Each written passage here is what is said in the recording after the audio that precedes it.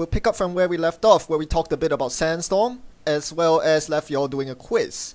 I hope that all of you have done both of the above.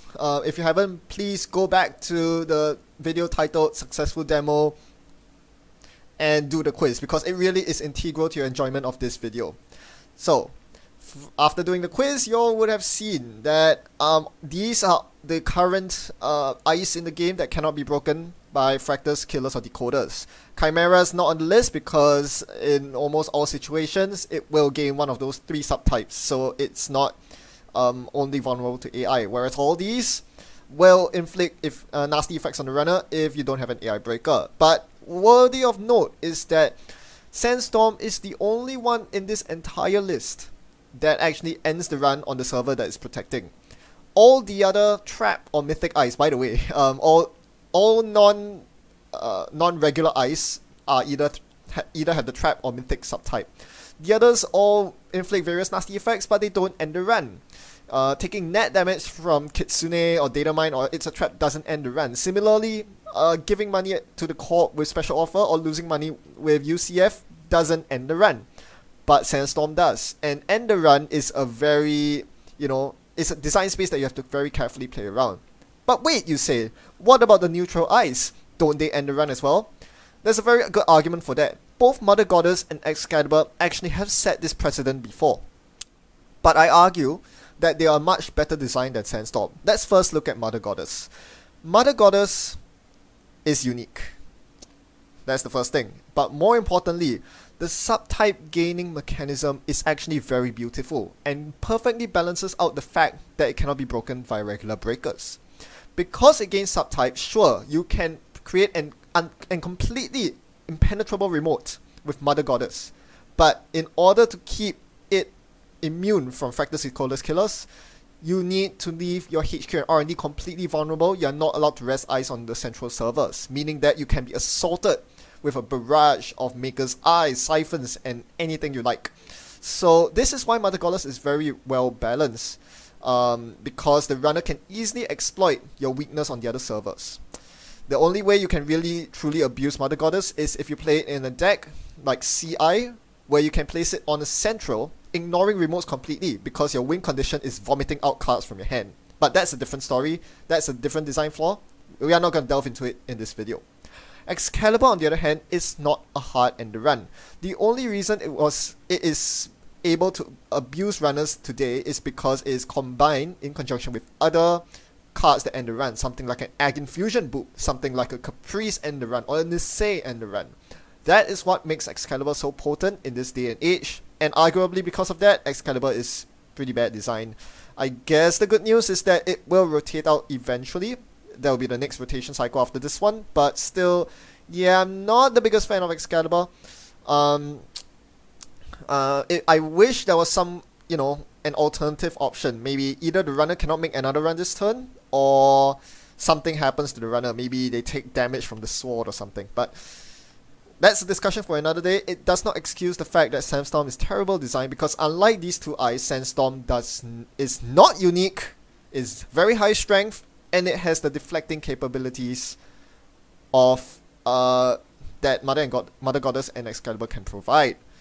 And because of this, you are able to create an ice suite, because normally you have an ice suite where you have a good spread of killers, fractals, and decoders to ensure that to gear check the runner, to force the runner to bring out all the breakers. But now there's a new way to do things. Instead of dividing via Sentry, Killer, and Decoder, Sentry, Briar, and Code Gate, you can divide instead along the lines of AI and non-AI. You have these eyes that can only be dealt with via AI breakers on the left. And then on the right, you have eyes that get so powerful when AI breakers are installed. So this is a new way to create an ice suite, a binary instead of a ternary ice suite, but one that is really questionable. Some people might argue that the ability to create such an ice suite increases the corp side diversity, but because this is an asymmetric game, we must keep that in mind. More diversity on one side inevitably means less diversity on the other. Now, every single runner is basically forced to include some form of AI breaker, because otherwise, I'm gonna create this kind of deck that just completely wrecks you if you don't have a backup AI breaker. Sure, there are other ways of bypassing Sandstorm and the like with, you know, security nexus, ice destruction and the like, but when you put it in an Ag Infusion deck that tries to score Nisei's, as I'm about to do right here, it's going to be a big problem. That you really can't deal with unless you have a proper AI breaker. So this is what I don't really like about Sandstorm's design, not so much because, you know, I mean, the thing is, it fundamentally changes the game. It forces you to install to have an AI breaker in your deck, which basically constrains your options as the runner. As the runner, you feel like your deck building you have to meet this deck building constraint, which is, you know, pretty demanding. So before we move on to the deck, you will notice that there's another new ice on the block, and yes, this is a double-header successful demo episode. We are gonna look at another piece of ice, a new piece of ice that's came out in the same pack as Sandstorm. It's Conundrum, and it's basically the Big Daddy version of Enigma. If Quandary was its baby, Conundrum is its daddy. Unfortunately, unlike Enigma and Quandary, it doesn't fulfill the same role at all. It costs a whopping 8 credits, so it's definitely not your early game gear check. It's far, far too expensive for that. Instead, it serves to be an anti-AI ice. It still has the same two subroutines from Enigma in the -click and end the run, but now it has a new subroutine before those two, and it forces the runner to trash an installed program. Not very powerful as a gear check ice again, because if runners face check this without a program installed, you're not getting much face check punishment out of it. So it really isn't worth the res cost. I mean, 8 res for 4 strength, that pales in comparison to what we've received in recent times. Fairchild 3 is cheaper to res and has higher strength. DNA Tracker, same res cost, much higher starting strength. So Conundrum really is pretty awful, which is expected of a neutral ice. Conundrum really is only a deck building concern for you if you need some sort of anti-AI tech. And it does pretty well at that. Once an AI is installed, Conundrum becomes an 8-7 strength ice. 8 to res 7 strength, which flat out beats DNA Tracker. Not to mention that unlike Fairchild 3 and DNA Tracker, Conundrum's not porous at all. You actually need to break the subroutine in order to continue the run. So those are two pretty big pull factors for Conundrum, and it's why I chose to play it in this deck. This is the nasty deck that I'm thinking of. You have the ice split down on both sides, anti-AI and ice that can only be broken by AI. So the AI only ice are likely to go on the remote, so that if the runner's not prepared, you can just easily score out behind Sandstorms and Ag Infusion Boops and Excaliburs. If the runner has an AI, however, your anti-AI ice will do a very good job protecting your centrals. No runner can sustain frequent runs onto centrals with IP blocks and Conundrums expecting to maintain R&D lock. That's just not going to happen. And against Siphon Spam, well, your Conundrum's going to be a big pain in the butt because it actually ends the run, and IP block has to be broken as well. So yeah, you have a very good dual ice suite, right? Binary ice suite in that sense. And your upgrades further fortify that. You have Caprice for standard, Caprice behind Excalibur, and Caprice behind Sandstorm Shenanigans. And yeah, Friends is a very important card with Sandstorm being able to recur the Sandstorms again and again to score successive Nisei Mark IIs. Finally, you just have a bulk of money cards, including 2 influence spent on Sweet Sweep and Christian Grid against anyone who assaults your centrals, because this deck sacrifices some of the taxing ice you usually see in Ag Infusion. No Chiyashis, Fairchild 3s are not there either. No News Hounds, as you might have seen in the previous Ag Infusion video. So to compensate for this, you need to have Christian Grid to tax the runner out of centrals. And of course, a standard agenda suite. The only agendas of concern to you are Nisei Mark IIs. Your scoring plan is almost always 2 Niseis followed by one of the 3 pointers. So we are gonna see this deck in action. It's gonna be nasty.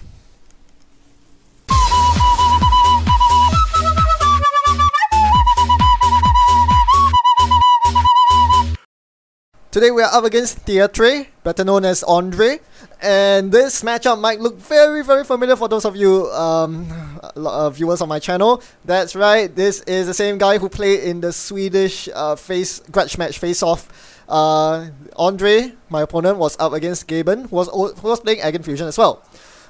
This Egg Fusion deck is obviously different since I'm doing successful demo, and my opponent is playing more or less the same deck, but we've been in touch with each other.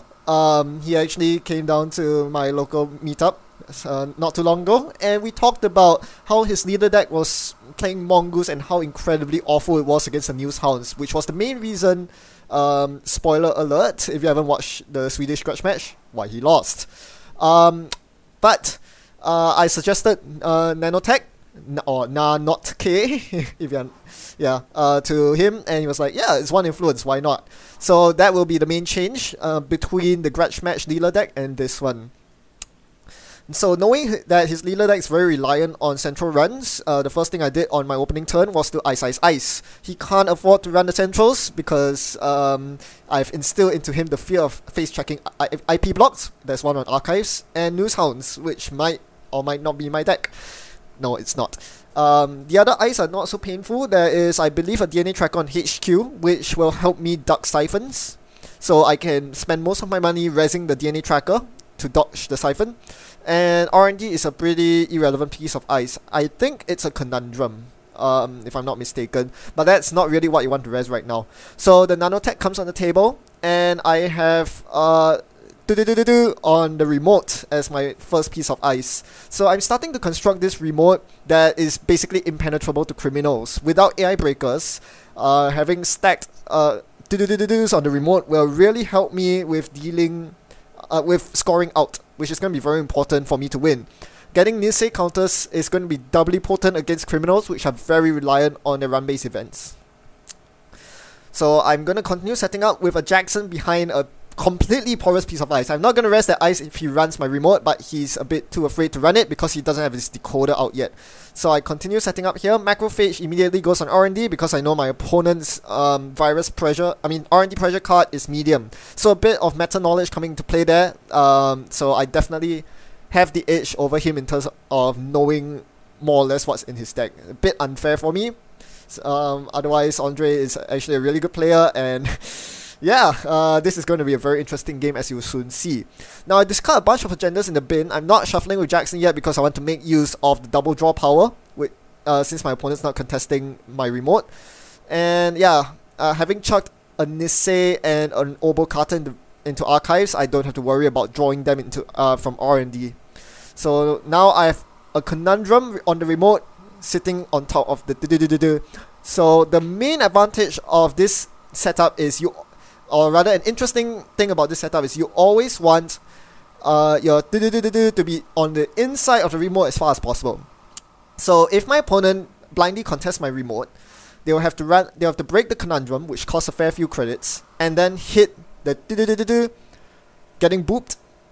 And then if they want to run my remote again to contest whatever agenda's in there, they will have to break the Conundrum again. So essentially, if you have an innermost sandstorm, your outer ice will double or multiply in tax. So it's kind of like a force multiplier, the same as how Caprice works, except that Sandstorm is very positional.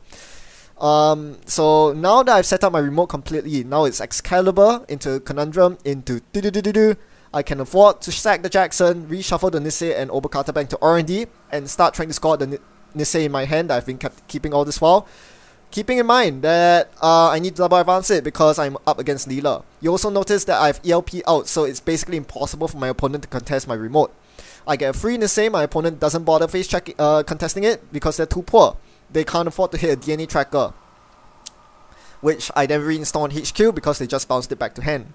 You'll notice I also have a Res Caprice on HQ that was from an earlier HQ run. This is very important defense, so I am actually willing to sack the Nisei counter here if my opponent gets through HQ. This is how much respect I give Leela. Leela's HQ pressure. Siphons, Legworks, Polyps, these are cards that I don't really want to deal with.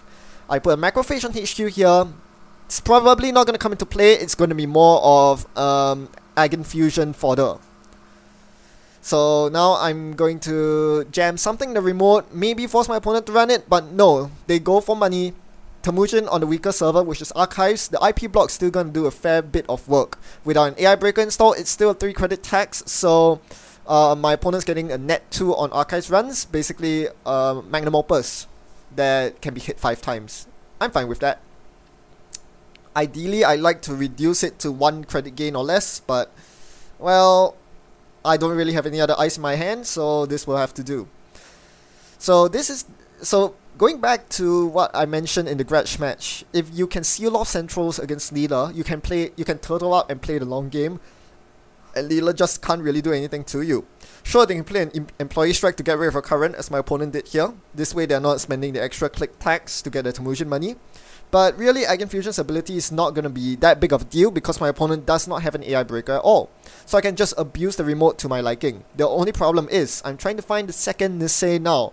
I do not want to score any PD, because if I am forced to use a Nisei counter to defend it, which could happen, that's going to be my Nisei counter gone, and I could be in a lot of trouble, giving my opponent Aaron counters and maybe some headway into HQ. We don't want that.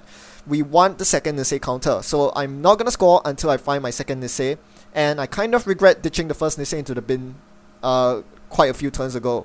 It felt like keeping 2 Niseis in hand is super dangerous against a runner with 2 legworks, and possibly a sneak door beta, but yeah, looks like I wish I had kept the Nisei in hand because I would have scored it by now. I'm so rich, I have all the ice, all the AI only ice on the remote. Doesn't really help when you don't have the agenda to score. This is also why I play a fast track in my deck, but I'm not drawing the fast track either. Actually, I drew it, I discarded it, so mistakes abound. Fast track's not that good in this matchup anyway, because usually the combo turn is fast track for Nisei, install Nisei, advance. This is not something you can do against Leela because you want to double advance your Niseis for obvious reasons. Yeah, you cannot afford to end your turn without a spare click to undo Leela's bouncing. Here I use Jackson to shuffle 3 agendas back into R&D because I do not want to lose to a cheesy, you know, rumor mill. I don't think my opponent's running it, but you never know. I could forget as well, and that would be a very cheesy way to lose. So now my opponent finally assaults a server other than Archives. He's going for R&D here. I have an Ultra Macrophage which does nothing. My opponent hasn't had Medium installed, so I'm forced to defend it with this lowly Conundrum, and this is where I wish it were a better code gate. Any code gate you can name that is playable currently, your Fairchild 3, your DNA Tracker, your Toll Booth even. I would have much preferred any of those over this highly expensive, not very taxing Conundrum that's about to get swapped onto Archives. So this is another way you can deal with my AI only ice if you are a criminal without AI breakers. Swap those code gates onto the remote so that you can ensure successful runs on the remote without worrying about your without worrying about Excalibur. But my opponent switches it to Archives instead, thinking that they'll probably never run Archives again, which is pretty fair. In the meantime, I jam out this Nisei. I'm feeling pretty confident about this since I don't see an AI breaker. So install double advance. The only thing I'm truly worried about right now is that because it took me so long to dig through my deck to find the second Nisei, I'm very worried that if R&D gives way here and reveals an agenda, they are going to be able to bounce the Nisei and undo an entire turn of my hard work trying to advance the Nisei. And when my opponent said they were thinking, I knew I was done. They found an Obo Carter and they chose to steal it. Definitely the right call, even though they're film critic. Being able to bounce the Nisei and undo my progress by entire turn and get 2 Aaron counters was definitely the right call. What they lost? 2 Siphons and 2 legworks. Apparently my opponent started with double Siphon their opening hand, which was completely useless because HQ was never an option. The ice came too quickly on HQ and the upgrades as well. Chrysium into Caprice on HQ is such a terrible thing to deal with as criminals, and I'm not gonna give my opponent any headway into HQ. Problem is, I can't score out. My opponent's knocking my R&D, and this Nisei is really hard to advance if my opponent keeps hitting agendas on centrals. So I'm gonna play this a bit slowly this time. Defend R&D first with another piece of ice, and then attempt to score the Nisei next turn.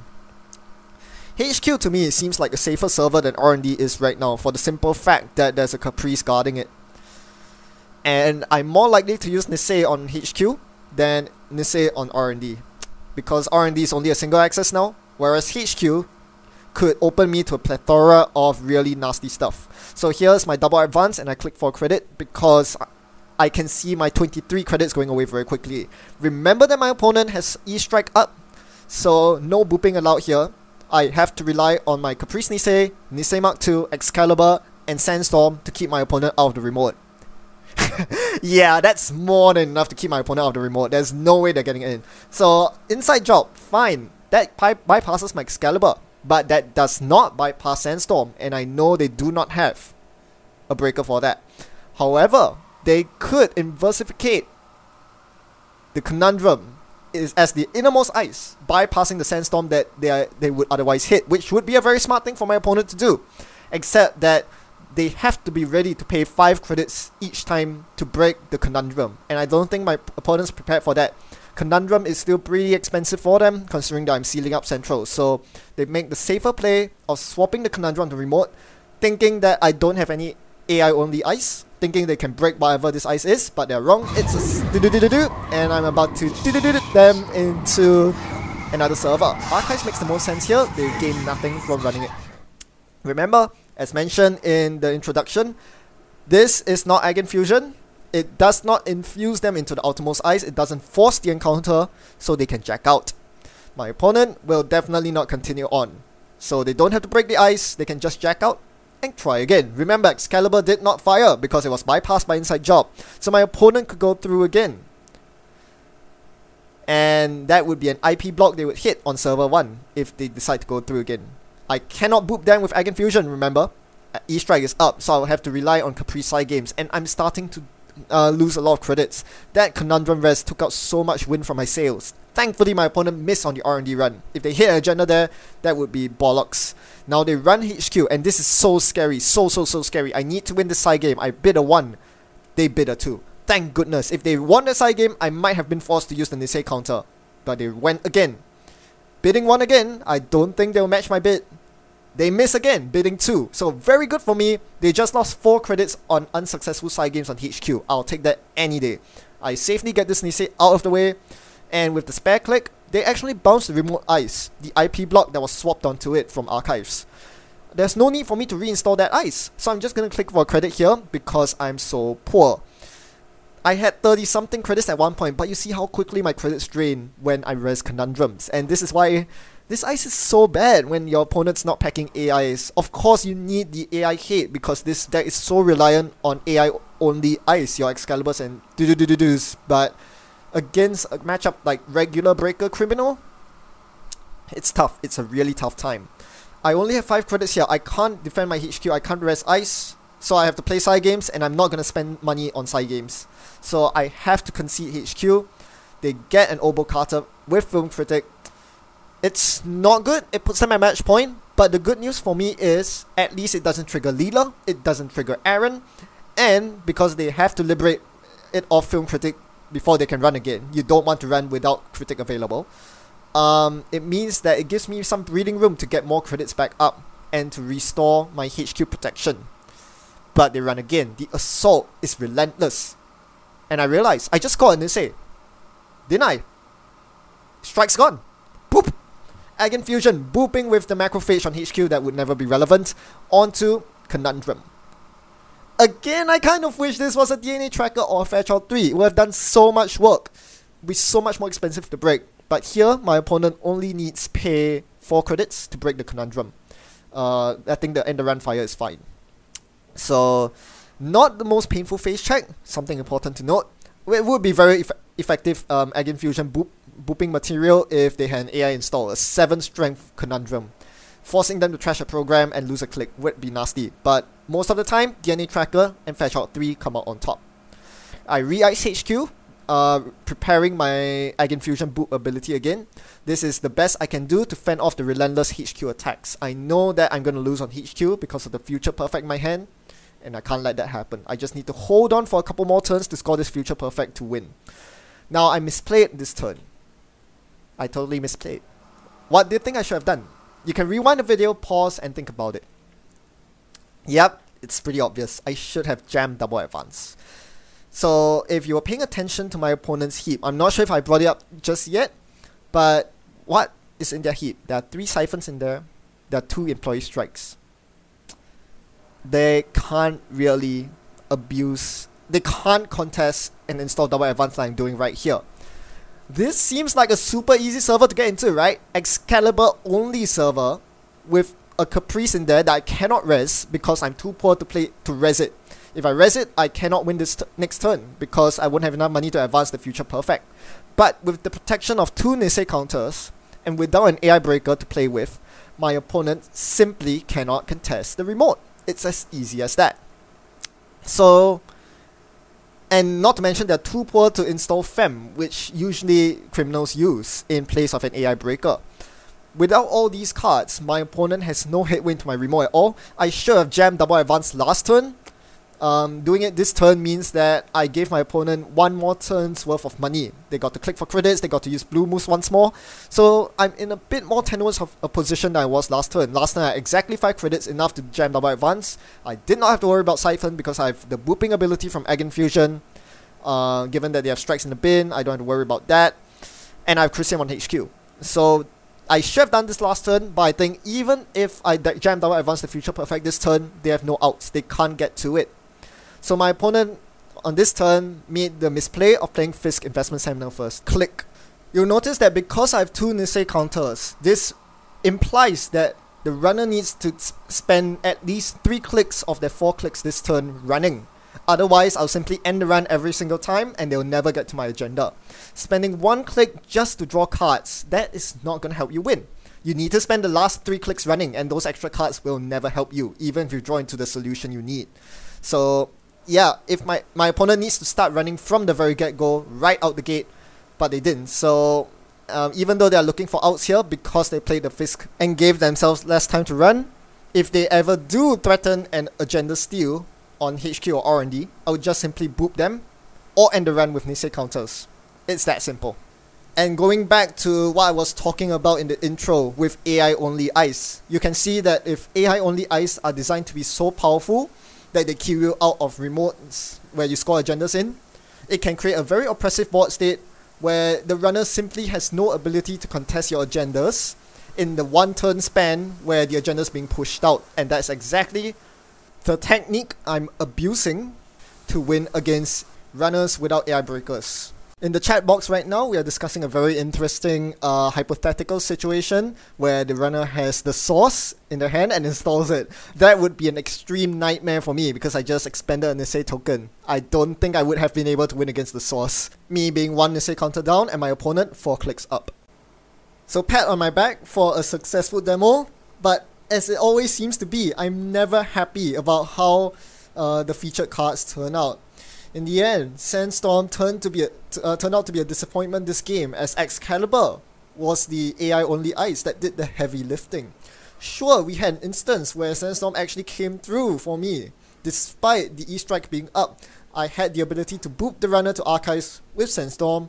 Unfortunately, it became too awkward after that situation to reconstruct the dream Sandstorm server. Ideally, you want a stack of Sandstorms protecting your remote so you can score the final agenda, but I just never had the incentive to. Even after drawing my 2nd copy of Sandstorm, which came late, and even after drawing Friends, where I could potentially Friends back the Sandstorm that was trashed after the Nisei score, I chose not to, because there was an easier, more readily available solution. I just had to score behind the Excalibur. It was that plain simple. As long as the opponent had no way to contest AI only ice, all I need to do is to res a simple 3 cost, or is it 2 costs? I forgot. Excalibur, and you're good for the next agenda score. As long as you have Nisei token, as long as you have Egg Infusion's ability, as long as you have Caprice Nisei at the base of the remote. Who needs Sandstorm?